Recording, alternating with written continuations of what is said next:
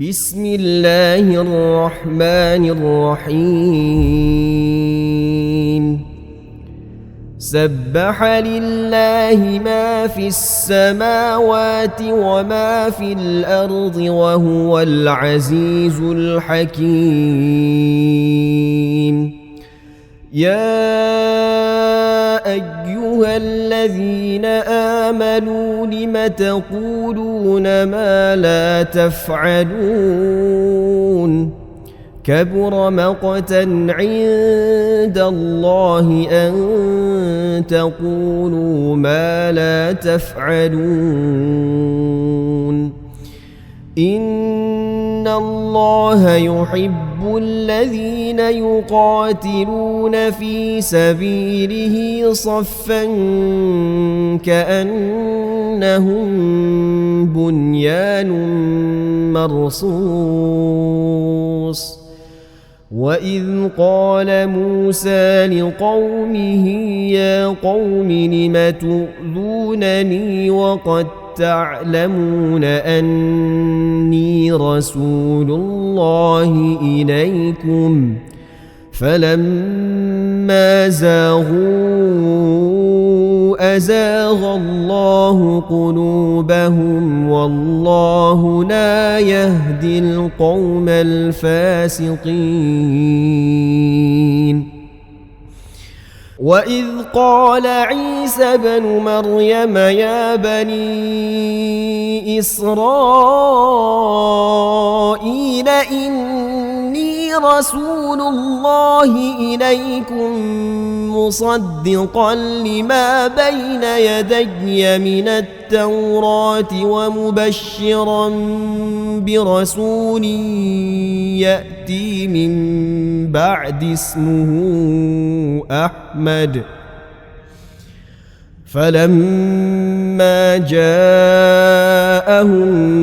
بالبينات قالوا هذا سحر مبين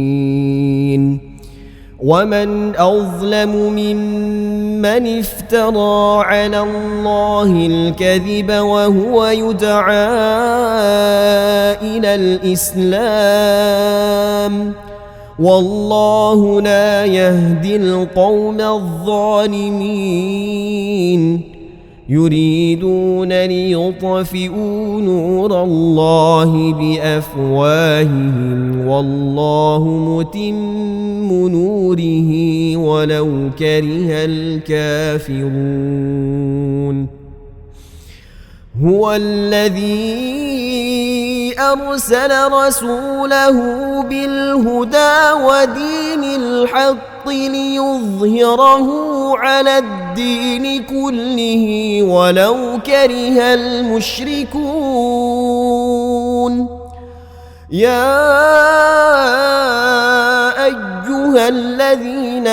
آمنوا هل أدلكم على تجارة تنجيكم من عذاب أليم